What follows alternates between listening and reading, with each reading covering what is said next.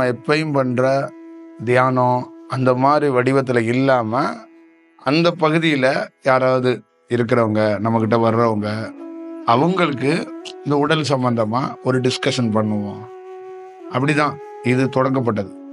எல்லா ஊர்லையும் என்னன்னா, நம்ம ஒரு பகுதியில் இருக்கும்போது அந்த பகுதியில் இருக்கிற பிளான் பண்ணி 100 பேர் 50 பேர்லாம் வர வைக்கிறது இல்லை.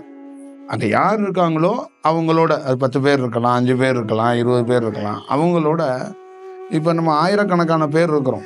அவங்களோட உங்களுக்கும் எனக்கும் என்னன்னா, என்ன நெருக்கம் இருந்தாலும் அந்த கலந்துரையாடல் வந்து அது சரியாக போய் சேர மாட்டேங்குது. அப்போ நம்ம என்ன பண்ணுறோம்னா, நிறுத்தி நிதானிச்சு நம்மக்கிட்ட தியானம் பண்ணுறவங்களோட ஒரு சுவாரஸ்யமாக ஒரு 2 hours 3 hours நல்ல புரிதலை ஏற்படுத்துறதுக்கு ஒரு கலந்துரையாடல் பண்ணணும் தான் இது தொடங்கப்பட்டோம். இது மற்றபடி பெரிய விழா மாதிரி மாறணும், இது பயங்கரமான தியான வகுப்பு மாதிரி மாறணும்லாம் இல்லை. அதுதான் இதோட விஷயம். அதில் ஒரு 5-6 இடத்துல பண்ணதில் ஒரு 2 இடம் தான் விழா மாதிரி ஆயிடுச்சு. 300 பேர் 400 பேர் 500 பேர் ஆயிடுச்சு. பாக்கி எல்லா இடத்துலையும் அது என்ன நோக்கத்துக்காக நம்ம வந்து ஸ்டார்ட் பண்ணோமோ அது இருந்துச்சு. அது ப்ரொஃபஷ்னலாக என்னன்னா, தவம் பண்ணுறவங்களுக்குள்ள ஒரு இந்த புரிதல் நமக்குள்ள ஏற்படணும். அதே மாதிரி உங்களுக்குள்ளும் எனக்குள்ளேயும் ஒரு நல்ல அந்த அந்த எக்ஸ்பீரியன்ஸு டவுட் இல்லாமல் போயிடணும். இப்போ இது எப்படின்னா, ஒரு இடைவெளி இருக்கக்கூடாது. உங்களுக்குள்ளே எனக்குள்ளே என்னன்னா, ஒரு துள்ளி கூட இடைவெளி இல்லாத இடமா இருக்கணும். இன்னும் கொஞ்சம் பாப்புலர் ஆகும்போதோ, இன்னும் கொஞ்சம் பிரபலம், இன்னும் கொஞ்சம் ஒரு உயரத்துக்கு போகும்போதெல்லாம், அப்போ கூட்டங்கள் வரும்போது உங்களுக்கு எனக்குள்ள ஒரு இடைவெளி வரும். அப்போ அந்த இடைவெளி வர்றதுக்கு முன்னாடியே அந்த இடைவெளியை குறைக்கிறதுக்கு இந்த மாதிரி தான் சில வகுப்புகளை போடுறது. அந்த இடைவெளி வந்துடக்கூடாது, அது சரி செய்யப்படணும். இப்போ இதோட நோக்கம் என்னன்னா, நீங்களும் நானும் இடைவெளி ஆயிடக்கூடாது. இதுதான், வேற எதுவுமே இல்லை. உங்களுக்கும் எனக்கும் நேரடி கனெக்ஷன் இருக்கணும். அப்போ இந்த அருகாமையில் உட்கார்ந்து ஒரு கிளியரான ஒரு செயல் நடக்கப்படணுங்கிறதுக்காக தான் உடல் சம்பந்தமாக ஒரு டிஸ்கஷன். உடல் பலப்பட்டா தியானம் பலப்படும். அப்போ இது எதுக்கு சொல்கிறேன்னா, நம்மக்கிட்ட தியானம் பண்ணுற ஸ்டூடெண்ட்டு அவங்கள சார்ந்தவங்க யாரையாவது கூட்டிகிட்டு வந்தாங்கன்னா, அப்போ அந்த உடல், அந்த தியானம், உடல்னாவே அதுக்குள்ளே குடும்பம் வந்துடும், தியானம்னா அதுக்குள்ளே உலகம் வந்துடும். இப்போ உடல்னா குடும்பம் எல்லாமே சேர்ந்து வந்துடும், தியானம்னா உலகம் கடவுள் அதுக்குள்ளே எல்லாம் சேர்ந்து வந்துடும். இப்போ இந்த ரெண்டையும் ஒரு புரிதலோடு நம்ம ஒரு டிஸ்கஷன் பண்ணால் ஒரு தெளிவான நமக்குள்ள என்னன்னா, ஒரு செட்பேக் ஆகிற இடத்துலலாம் நம்ம வந்து தைரியமாக போகலாம், ஒரு பயணம் பண்ணலாம். அப்போ நமக்குள்ள ஒரு நல்ல ஒரு பசுமையான ஒரு நிகழ்வுகள் நமக்குள்ள வரும், ஒரு செயல் வடிவம் இருக்கும். அது ரொம்ப முக்கியம். இப்போ எவ்வளோ பெரிய தாக்கத்தை ஏற்படுத்தியிருந்தா, எவ்வளோ பெரிய பாதிப்பு ஏற்படுத்தியிருந்தா ஒரு மன்னர் போய் மண்டியிட்டு விவேகானந்தரை தலையில் காலை வைங்க அப்படின்னு சொல்லுவார். அது பக்தி இல்லை, அதில் நல்லா புரிஞ்சுக்கணும். ஏன்னா மன்னர்கள் என்பவரே புகழுக்கு அடிமையானவங்க. அவங்க எப்பயுமே என்ன பண்ணாலும் தனக்குன்னு ஒரு சின்ன ஒரு வரையறை வச்சுருப்பாங்க, அதை விட்டு கொடுக்க மாட்டாங்க. புரியுதுங்களா? அந்த மாதிரியான ஒரு வடிவத்துக்குள்ளே இருக்கிறவங்க. அப்போ அவர் ஒரு இடத்துல இருக்கிறாருன்னா அதுதான் புரிதல். அப்போ அவர் என்ன புரிஞ்சிருக்கிறாருன்னா, விவேகானந்தனுக்கு முன்னாடி நம்மலாம் ஒன்றுமே கிடையாது, அவ்வளோதான். இது எல்லாருக்கும் வரணும். அதனால தான் மகான்கள் அப்படிங்கிறது. அப்போ அந்த மகான்களுக்குள்ள காசு, பணம், அதிகாரம், புகழ் அதெல்லாம் தாண்டி அவங்கக்கிட்ட ஒன்று இருக்குது. அது வெளிப்பட்டால் அது வேற ஒன்றா இருக்கும். அது நமக்கும் வந்துருச்சுன்னா நம்மளை பார்க்குறவங்களும் அதே வியர்ப்பு வரும். அவ்வளோதான் விஷயம். இப்போ ஒரு ஸ்டேட்டோடைய பெரிய தலைவர் இருக்கிறாரு, அவருடைய திறமை அந்த விஷயங்கள்லாம் கடந்து அந்த ஞானங்கிறது வேற மாதிரி வெளிப்படும். அது என்ன ஆகும்னா, அது பெரிய, நல்ல ஞாபகம் வச்சுக்கோங்க, ஞானங்கிறதோ இல்லை தியானங்கிறதோ இல்லை தியானம் பண்ணுறவங்கள தேடுறது என்னன்னா, சந்தோஷத்தை அனுபவிக்கிறதோ சந்தோஷமாக வாழ்கிறது கிடையாது. எப்பப்பெல்லாம் சோகம் வருதோ அந்த சோகத்தை சரி செய்யறதுக்கு தான் நம்மளை சந்திக்கிறது. நம்ம யாருன்னு கேட்டிங்கன்னா, சந்தோஷத்தை நாய் பேய் கூட அனுபவிச்சுட்டு போயிடும், அதை கடந்து போயிடலாம். அழுக வரும்போது அந்த இடத்துல தாக்கு பிடிக்கணும். ஒருத்தனுக்கு சூசைட் பண்ணுற மாதிரி ஒரு சூழல் வருங்க. அப்போ அந்த மனநிலையை கரெக்ட் பண்ணுறவன் யாருன்னா ஒரு மகானாக இருப்பான். ஒருத்தனுக்கு வாழவே முடியாத ஒரு சுச்சுவேஷன் ஏற்பட்டுரும். அப்போ அந்த இடத்துக்குள்ள அந்த தைரியத்தை கிடக்கிறதுக்கு யாரான்னா அந்த மகானாக இருப்பான். ஒரு மருத்துவமனையில் மருத்துவர் மருந்து இது சப்போர்ட் பண்ணும். ஆனால் அந்த படுத்து இருக்கும்போது மயக்கம் தெளிஞ்சதுக்கப்புறம் நமக்குள்ள அந்த நம்பிக்கையை யாரோ அந்த மகான்கள் தான் ஏற்படுத்தணும். அப்போ பொதுவாக இந்த மகான்களோட ரோல் என்னன்னா, அழுகிறவனுக்கு உதவியாக இருக்கிறது தான் மகான்களோட ரோலே. சிரிக்கிறவனுக்கு இல்லை. சிரிக்கிறவனுக்கு இன்னொரு மனிதன் பக்கத்தில் உதவி சொல்லிட்டு ஆறுதலாக சொல்லிட்டு போயிடுவான். உங்கள் பிறந்த நாள் கேட்க வெட்டுறீங்க, மகான்கள் வந்து நிற்கல. நீங்கள் யாரோ ஒருத்தர் உங்கள் ஹாப்பியான விஷயத்துக்குள்ளே யார் வேணாலும் வந்து உங்களோட மகிழ் வச்சுட்டு போயிடலாம். ஆனால் இப்போ இதோடைய ரோல் என்னன்னா, அந்த மாதிரி சுச்சுவேஷனில் தான் இது தேவைப்படும். அப்போ அது ரொம்ப முக்கியம். ஒரு முக்கியமான ஒரு நாவல் ஒன்று நம்ம எழுதணும், அது வெளியிடலை. ஒரு தகப்பன் வந்து சூசைட் பண்ணுறதுக்கு ட்ரை பண்ணுவான். ஏன் ட்ரை பண்ணுவான்னா, அவன் வாழ்க்கையில் 2-3 அட்டம்ப்டில் அவன் கூட இருக்கிற நெருக்கமாக இருக்கிற மனைவி தவறி போயிருப்பான். முதல் மனைவி சரி, 2வது திருமணமே வேண்டான்னு வாழ்க்கையில் ஒரு முதல் மகள் இருந்தா. அந்த மகளை கொண்டு போய் வீட்டில் விட்டுட்டு அவளை மகளை எப்படி வளர்த்தான் அப்படின்னா, செல்ஃபாக வளர்த்தான். செல்ஃபான்னா என்ன பண்ணுவான்னா, அவன் வீட்டில் சின்ன சின்ன ஸ்டூலு சின்ன சின்ன விஷயம் எல்லாத்தையும் வச்சுட்டு அவங்க அப்பா அம்மா இருப்பாங்க. அந்த குழந்தை என்ன பண்ணுவான்னா, நீயாவே ஒரு வேலையை செய்யணும், உங்கள் பாட்டி தாத்தாலாம் நம்பக்கூடாது, நீயே ஃபேன் போடணும்னா ஒரு சின்ன அதை எடுத்து போட்டு அதுக்கேற்ற மாதிரி ஒரு ஸ்டூல் இருக்கும், அந்த வளர்ச்சிக்கு ஏற்ற மாதிரியே அதை எடுத்து போட்டு நீ அதை எடுத்துக்கணும்.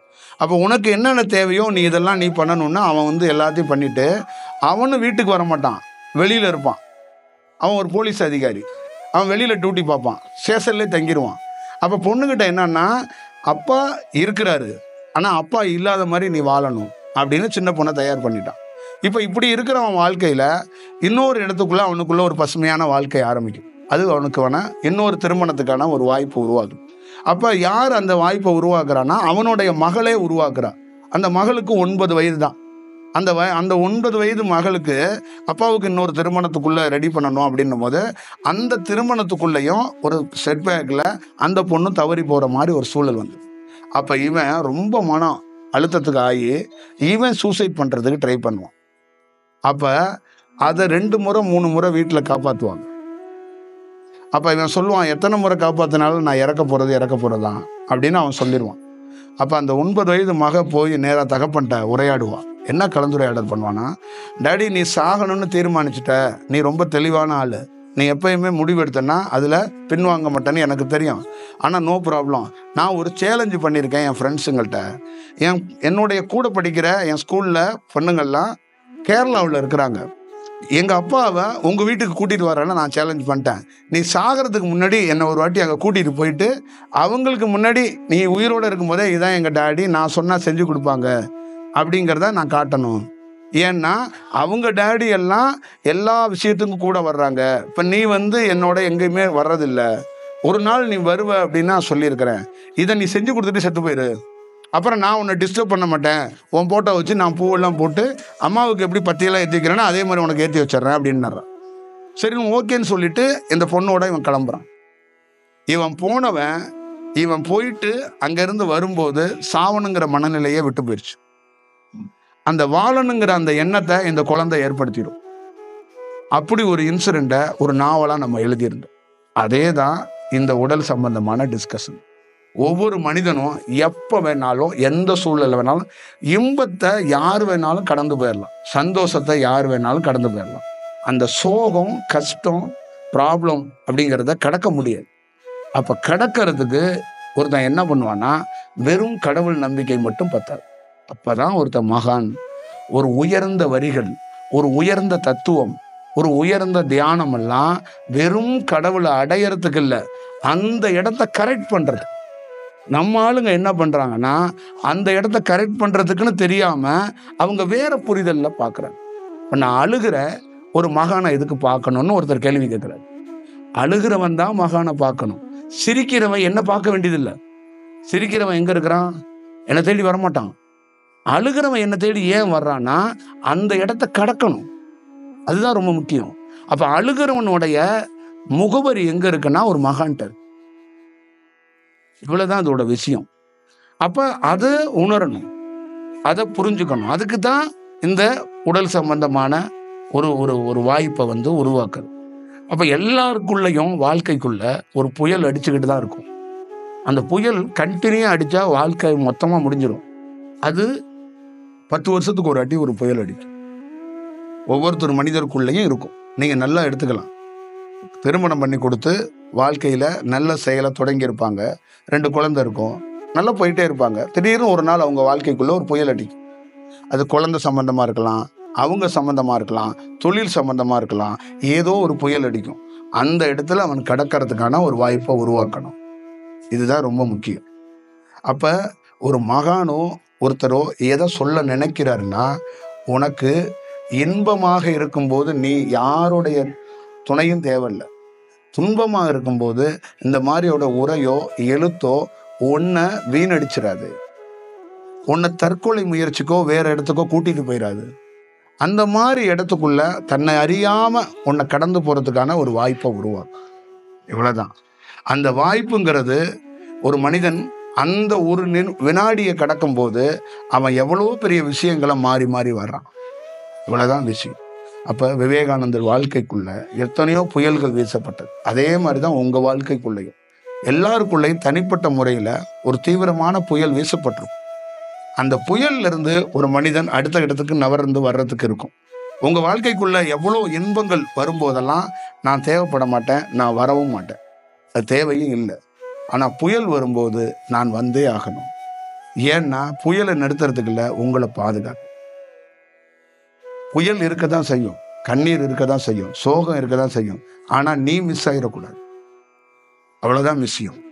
சில புயல் 6 வருஷம் அடிக்கும், சில புயல் 6 மாசம் அடிக்கும், சில புயல் 6 மணி நேரம் அடிக்கும். அப்ப அந்த மாதிரி காலகட்டத்துல தான் ஒருத்தன் தாக்கு பிடிச்சா அவன் தான் தியாகி, அவன் தான் சரியான வடிவம். இது வேணும். இதுக்காகத்தான் இந்த தியானத்தை முறைப்படி ஒரு குருவோட ஒரு பயணமெல்லாம் இதுக்கு தான் ஏற்படுத்துது. இதை நம்ம ஒரு பக்தியா சக்தியா வேற மாதிரி எல்லாம் பார்த்தோம்னா அது புரோஜனம் இல்லாமல் போயிடும். ஒரு மனிதன் எந்த நேரத்தில் வேணாலும் என்ன வேணாலும் நிகழும், உத்தரவாதம் கிடையாது. அப்ப ஒன்று நமக்கு ஒன்று வேணும். லைஃப் அந்த செல்ஃப் ரியலைசேஷன் சொல்றது மாதிரி அந்த செல்ஃபா நம்மளை ரியலைசேஷன் பண்ணிக்கிறதுக்காக தான் இந்த கலந்துரையாடல். கடவுளை புகழ்ந்து நம்ம என்ன பண்ண போறோம்? நம்ம வாழ்க்கையே டேமேஜா கிடக்கு. நம்ம வாழ்க்கைப்புல 20 பஞ்சர் ஒட்டி இருக்கு. சிவபெருமானையோ பெருமாளையோ புகழ்ந்து நமக்கு என்ன கிடைக்க போகுது? அதுல என்ன நிகழ போகுது? அதுல ஒன்றும் நிகழ்றதுக்கு ஒன்றும் இல்லையே. இல்லை ஏன் புராணத்தை பாடி இங்க என்ன நிகழ்ந்துற போகுது? ஒன்றும் இல்லை. அப்ப அந்த இடத்துக்காகத்தான் இந்த பணி. அது ரொம்ப முக்கியம். அப்ப கொடூரமான புயல்களை நான் பார்த்துருக்கேன், என் வாழ்க்கையில பார்த்தேன். அப்ப அந்த புயல்களை கடக்கிறதுக்கு எது உதவியா இருந்துச்சுன்னா இந்த மாதிரி மௌனமும் அந்த தியானமும் அந்த மாதிரி காலகட்டத்தில் 1 நாள் 2 நாள் இல்லை, வருட கணக்காக அனுபவிச்சு. அப்ப அந்த வருடக்கணக்கான அந்த பிரயாணம் எப்படி இருந்திருக்கும் அப்படின்னு பாருங்க. அப்ப அந்த இடத்துக்குள்ள எல்லாம் ஒரு பசுமையான இந்த இறை சக்தி தான் நம்மளை அப்படியே அழகா எடுத்துட்டு போனுச்சு. இது வேணும். இது இல்லாம மக்கள் என்ன நினைக்கிறாங்கன்னா மேஜிக் பண்ண சொல்றாங்க. நீங்க மேஜிக் பண்ணுங்க, ஏதாவது அது பண்ணுங்க இது பண்ணுங்கிற. அப்படி எல்லாம் மேஜிக் பண்றதா இருந்தா கடவுள் என்னைக்கோ மேஜிக் பண்ணிட்டு போயிருப்பாரு. இப்படி இந்த மாதிரி ஒரு சிஸ்டமே தேவை கிடையாது, ஒரு விஷயமே தேவையில்லையே. பிறப்புங்கிறதுல எல்லா வடிவத்துக்குள்ளேயும் துன்பம் இருக்கு. பெரிய கஷ்டம் என்னன்னா ஒரு மகான் துன்பப்படுறாரு.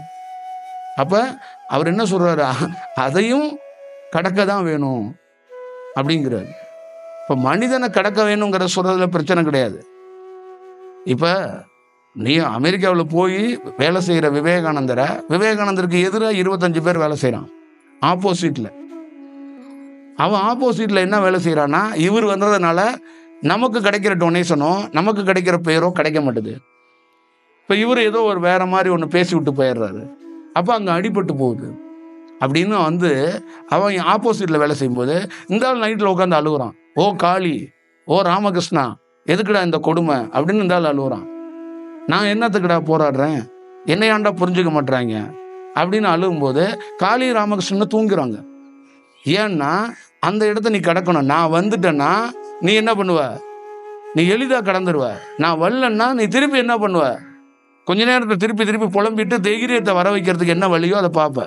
அப்ப என்ன ஆகுதுன்னா ஓ காளியும் ஓ ராமகிருஷ்ணனும் அல்ல, அந்த இடத்துக்குள்ள அவனுக்கு ஏதாவது ஒரு புத்தகமோ ஏதாவது ஒரு செய்தி பிரபஞ்சத்திலேருந்து கொடுக்கப்படும்.